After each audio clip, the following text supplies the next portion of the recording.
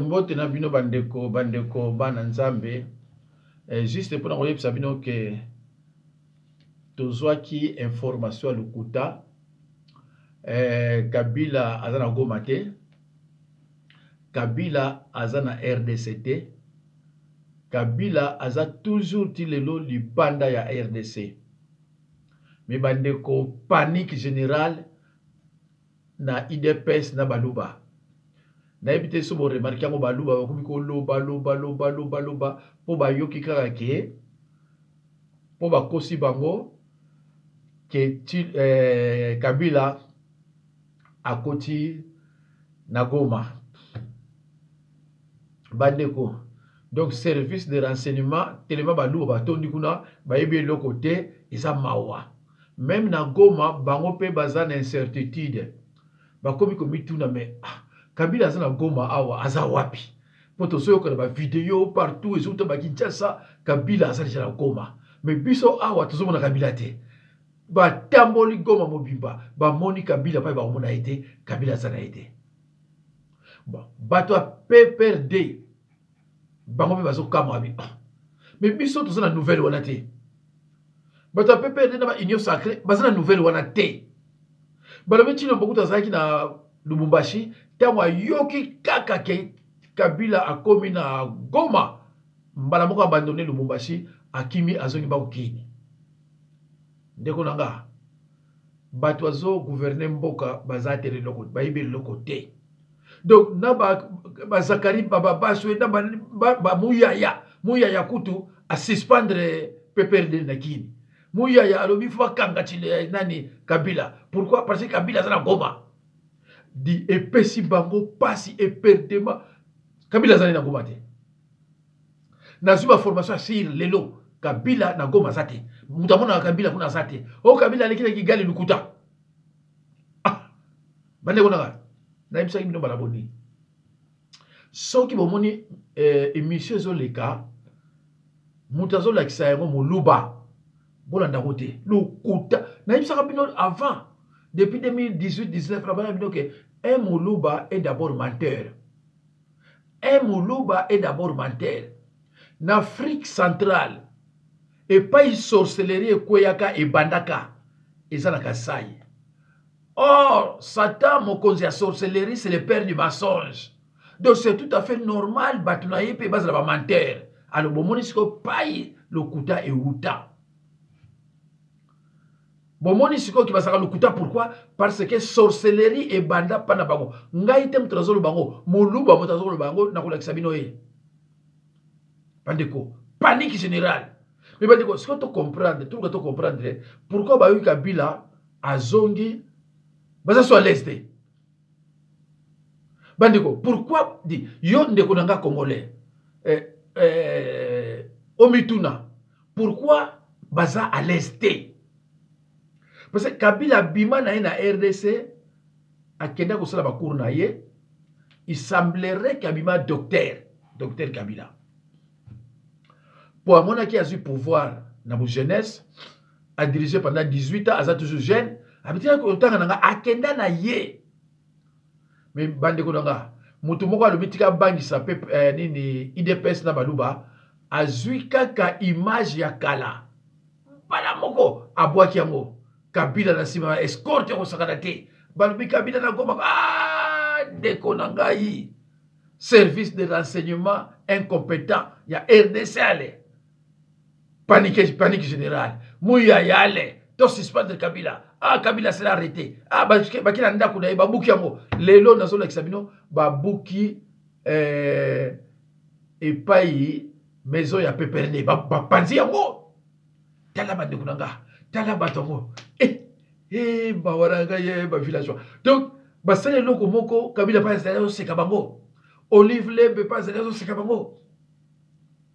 Kabila zana RDCT. Mais bandeko, pourquoi bazo banga nengwana? Cela veut dire que jour Kabila okota na RDC ou à rejoindre Nanga, yeba ke kalate bango bazo kima.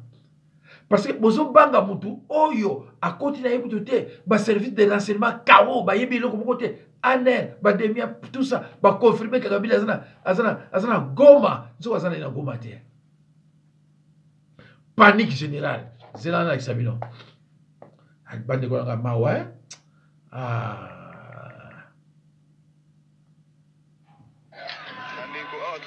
Il y a parti à siège. Il y a fait perdre des Founa, on a Kassavu.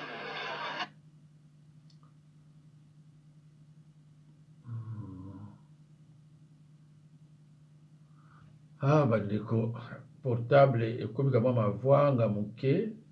Il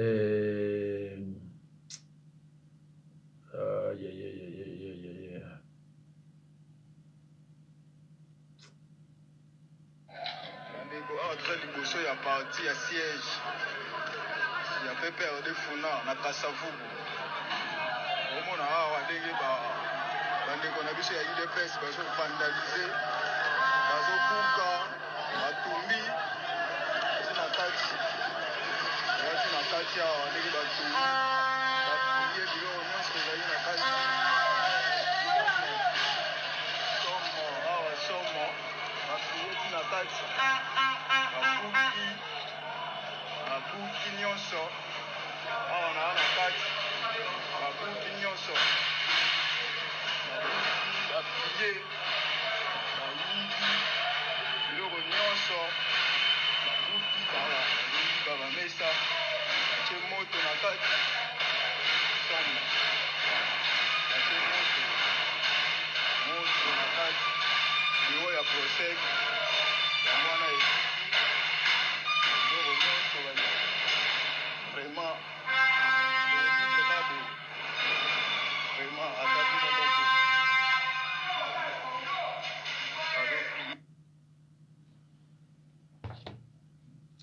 Wane salami lelo baki batumbi siège à PPRD pour la nini parce que Kabila a rejoindre la rébellion na Goma et pas Yananga alors que Kabila azane kunate bali bomoni niveau ya bato bazo gouverner mboka. Hein? Même média oya bango, même ouya ya ceux qui portent parole au gouvernement, ceux qui nani. Il va suspendre nini PPRD, il faut ça la soutenir RDC et que Kabila sera arrêté, bah ça il va commis partout pour nini à rejoindre rébellion. Alors que Kabila na Goma azate, bah mindele ba luki Kabila partout. Na Goma tina Bukavu ba undi Kabila te. Ba combien ba journal lebele balbi Kabila aza na Goma te, akoma pe na Goma te. Bande kunanga siko régime bimini. Batu o ba jira mboka siko ba bimi ba nani. Alo bande kunanga toyokana bazo banga pona ni. Pourquoi bazo banga Kabila? Bino batu ba commentaire, bocha ba commentaire. Bande kunanga nalina lo baboy. Soki omoninga na émission nanga na chaîne nanga na vidéo nanga na lobeli makambu ya ba chrétien ya Bible ndeko na sengi yo bolimbisi kocha commentaire mabete pona lobela yote na lobela ba chrétien soki yo samelaka na yo na église ba ndoki to na ba secte ebima ebele to condamner yote eza yo muto oluki yango ngai te biso na religion na biso na Bible totangaka toza obligé ya respecter choix ya mutu soki opona bundu ya Congo moi je dois te respecter soki opona kimbangiste soki opona l'église mususu oyo eza na mokili biso to respecter parce que ça choix na yo oza homme libre mais nakoko loba na yo te oya pa na biso nakoko bandaka ko critiquer yo te opana bo pona bo te ndeko na boy ko bloquer yo na sepeli ndeko na danga mais soki oza chrétien te ngaza chrétien yo ebinga te na yebi yo te na mona opena fina ngate et pour information indépendance ba chrétien to bazo yango. Hein? Pour l'information, indépendance, indépendance, ba chrétien. Parce que ba monanga Bible o eza bien. Yo ebi Bible o eza mabe parce que o bien voté. Ba monaka Bible eza bien. Bible pekisa ki moyibi. Yango ba kongo ba yibaka te. Ande ko nga. Bible oyo eteya ba kongo ki moyibi est interdit. Pa bangala ikomaka na retard yango bana mona bazaba miyibi. Mais ba kongo ba yibaka te pona Bible oyo. Ba kongo bazaka uni pona Bible oyo. Po Bible le bana bango une maison divisée contre elle-même. Cette maison court à sa perte à cause de la victoire. Bible on dit bango. Ali bango sikoyo bakoma uni ba formé à bako ti ba yiko zoa indépendance. Plus de 127 révolutionnaires de l'indépendance arrêtés le 4 juin. Ils étaient tous les Bakongo, de la Bako et tous des chrétiens. Ceux qui ont comme on a que chrétiens, les christianisme, les amabé, peut-être n'a évité ceux qui ont utawapi. Ceux qui ont Congo, ba paranayo, avant ba comme on a l'église boye, bazaka ba chrétien. Et yamona biso zoa éducation pour bien pour la Bible. Ngaza mutabudi ya Congo te. Mais na kumisaka ne mwanda tseme makasi. Defait mwanda tseme na kumisaka makasi. D'ailleurs c'est mon cousin éloigné. Naza kimbangiste te. Mais kama mayelo naza na yango nazo ngo na kimbangiste. Na bongolo. Tozaki ba promotion ba ba firmer, ba za littéraire biso na maths physique. Ba collègue na récréation on est ensemble. Ba firmer ba mikonzi ya kimbangiste. To tangi na ba na bongolo.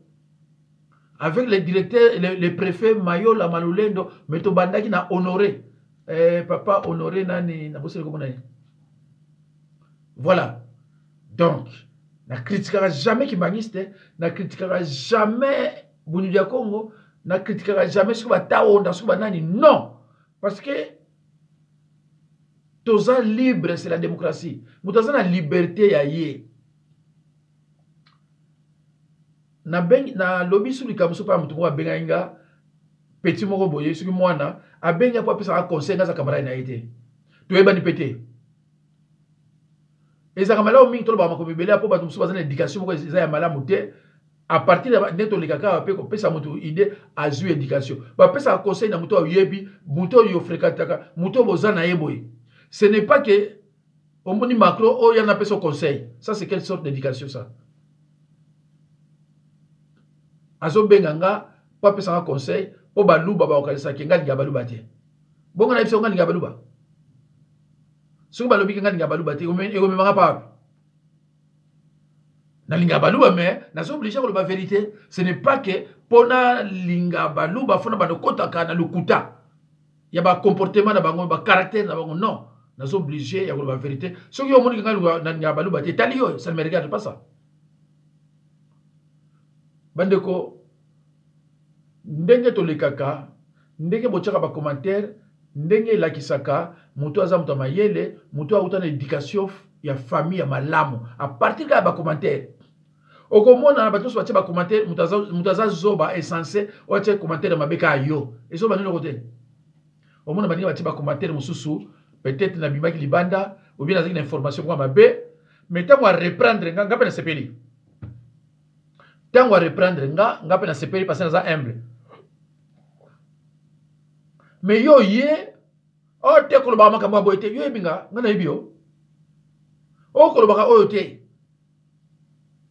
na moni ndeko mo alobi nga mais quand est-ce que ko ba makambo ya ba soldats étrangers na sol congolais pourquoi zo lo ba ngote ah na moni que on est quand même reproche pour balamu il faut quand même na loba peut-être na loba ka ngo ya yo karaté que nous sommes tous contre Kagame et son armée M23. Mais nous ne sommes pas contre l'autre Nanga. Parce qu'il y a une nette différence entre rébellion et agression. Agression, c'est M23 na nani ba Kagame. Mais rébellion, c'est Nanga. Asa na droit qu'on se rebeller. Tant qu'on a que gouvernement ou est malamuté. Asa na droit qu'on se rebeller.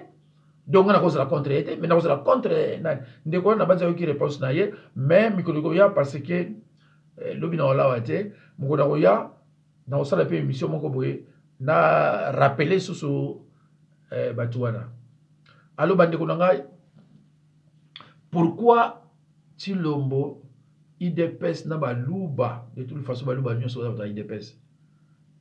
Comment, pourquoi bakobi paniquer, bakobi ko banga Kabila tina niveau boye. Que Kabila n'a continue na RDCT mais au moins service de renseignement va s'équiper dans Kagame. Même le service de renseignement nous sommes venus konoba. Oyo mutu alo bakaza 5 diplômes zakari baba baswe. Oyo akeneka pa ba dispute yali makama buzobe yali.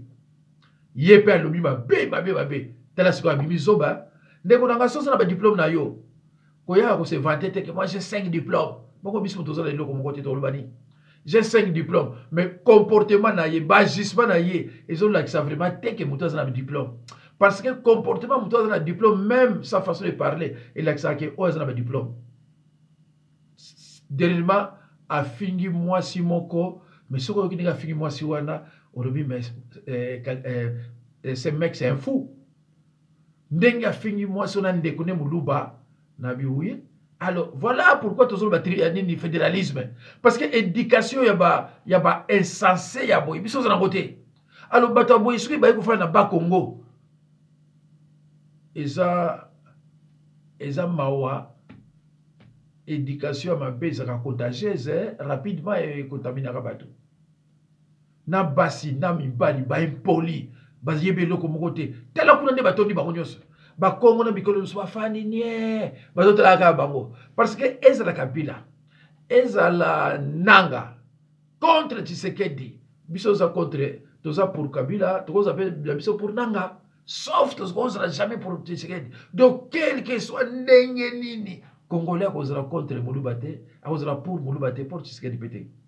Donc lelo soki batono ba yeba komi kaka na badundo boko ka kindenge bekoma même quand Kagame soit no zone mboka yango ba Congolais ba onima parce que oyo ti lo mozo sa RDC et l'accès que ba Congolais te donc to komboya Kagame même pas so Kagame ayarbi azona ina pesa tilo to biso na papa donc mututu sauf tilo mututu mais sauf tilo mo penza. Voilà. Bandeko na Chilabino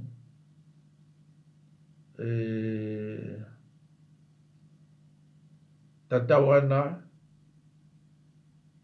Butaraneti oyo un violeur boyo ka denga zo ba tsaka même le boyo ka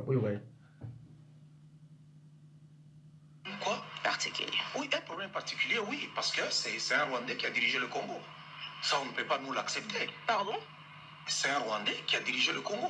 Lorsque vous en allez même au Rwanda, c'est un secret de Polichinelle. Pour eux, Kabila, c'est un Tutsi. Au Rwanda, tout le monde le dit, tout le monde le sait. Mais alors, monsieur Patriote, oui, nous avons vu quand est-ce qu'ils ont su que Kabila était Rwandais? Donc, banda 18 ans, baby kaka lelo que Kabila zaki Rwandais. C'est bête, il y a faux débat. Il faut que les zoba na mutu. D'ailleurs, celui qui parle là, c'est un violeur. Ndiko nanga na bango nyonso wana baby ka siko ki Kabila c'était Rwandais. Nzambi nanga ye.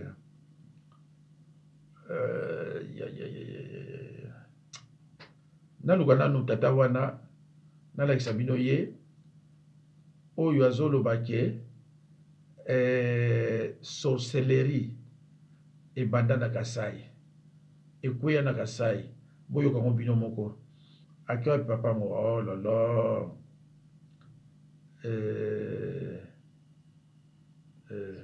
voilà yeyo. Vous savez, beaucoup de gens qui adorent beaucoup Branham proviennent du Kasaï. Parce que nous venons d'une semence maudite.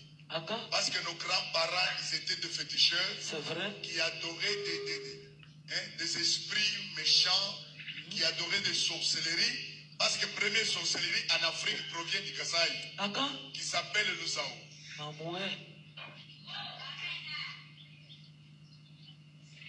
C'est pour cela là où se trouve l'adoration des hommes, les Kasaïens sont pleins.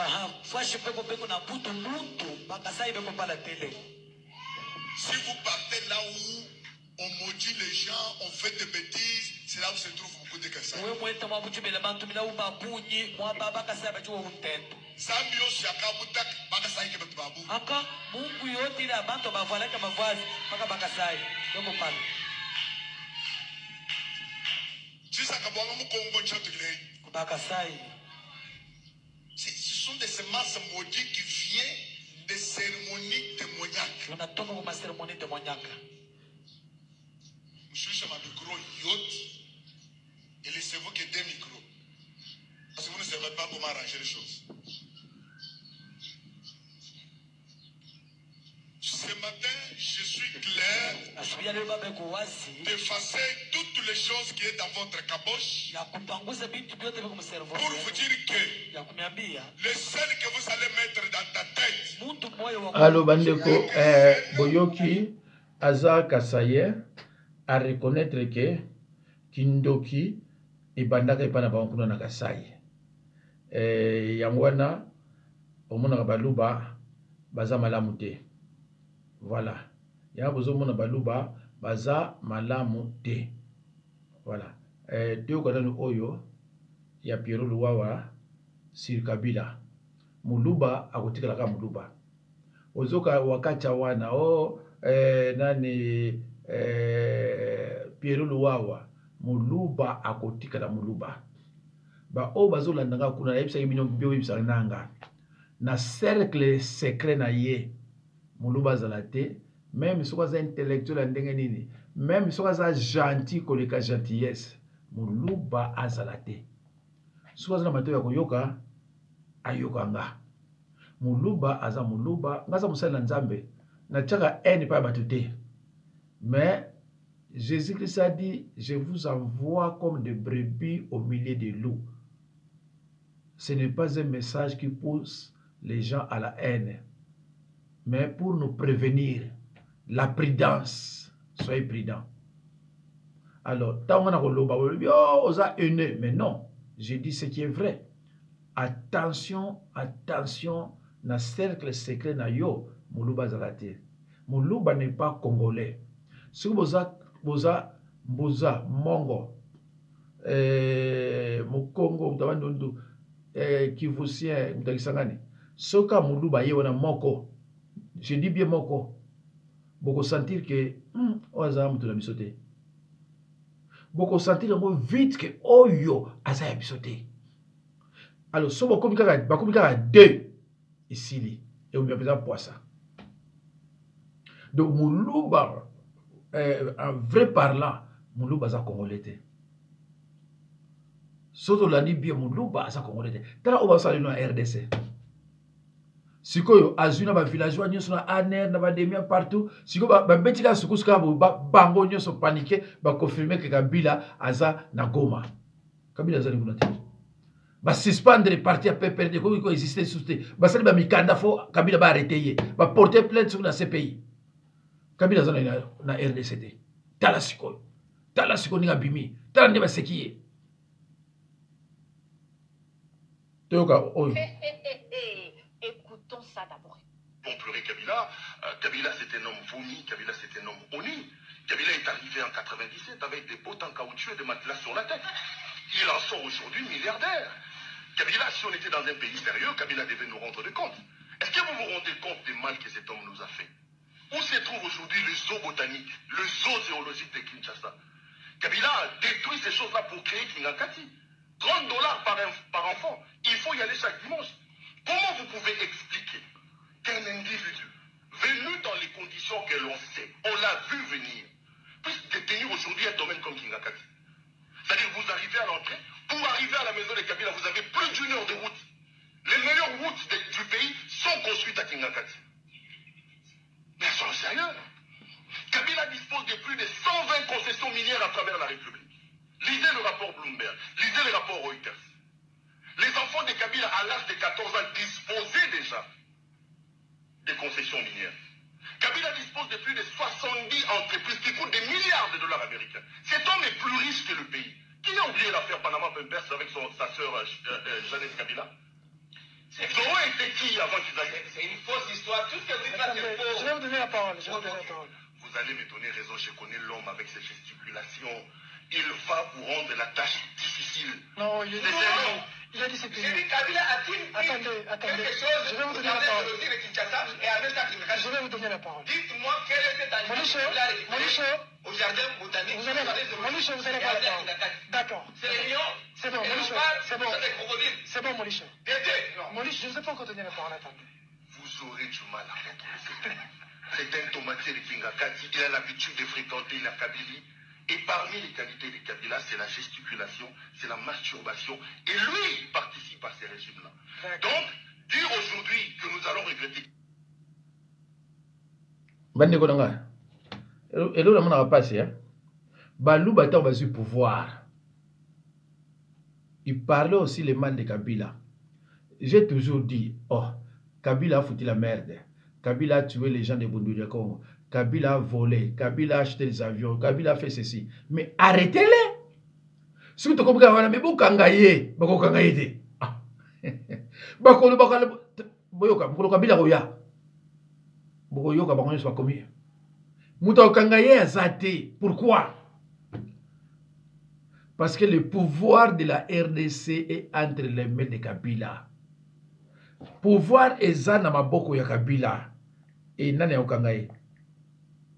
Nani akokangaye? Hein? Zana lubilo mutu moko boyiso na omona ye. Nani akokangaye? Boza paniqué bino nyonso. Bozo koka kosa eloko moko te. Nani akokangaye?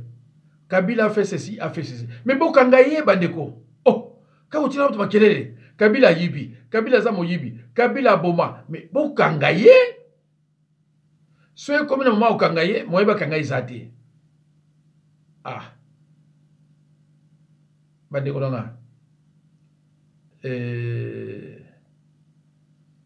Ça passe, hein.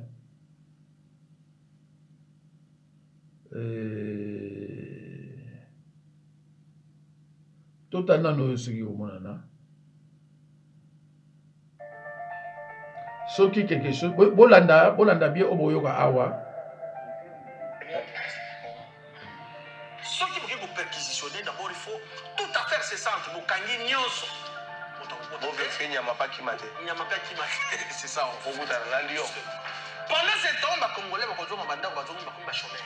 5 000 Congolais. Ma vie, voilà, merci beaucoup. 5 000 Congolais. 5 000 Congolais, t'as pas d'animalier. 5 000. Bazana, ma famille de Bango, Bazana, ma bota, Balesaka. Illégitimement. On peut sur des éléments. Il y a l'Iboso. Oh, il y a une élection, c'est pour une bande à caméra, on comprend qu'il y a une élection dans le début. Yami Balé, Kabouya, Oya, Dalagina, Tshisekedi, Golianae, alors dit Kabila, vous avez fait ce pouvoir. En violation de l'article 5 en Constitution. Donc, ce qu'on a condamné, Fort Yassingbe, dans le même cas, Tshisekedi a mis ça, Tshisekedi a prêté serment. Oui, la question pour moi, vous allez résoudre. Voilà, alors, Bandeko, Bino Boyoki a mot bien, que Kabouya Yemoko Aloba que Kabila aluki apesi biso pouvoir apesi bango basimbela ye yango nozomona nyonso ezoleka moye basala Kabila quelque chose ampe ezate. Alors bake kuna bake omona biloko na Kingakati tala bomoni hein Kingakati yango wana omoni Kingakati pays ya Kabila yango wana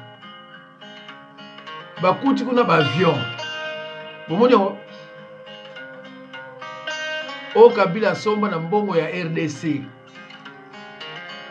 memuta okangaya zate kabilobela ba avion yango wana bokanga ye bakokanga ye te kolobaka koloba na koloba.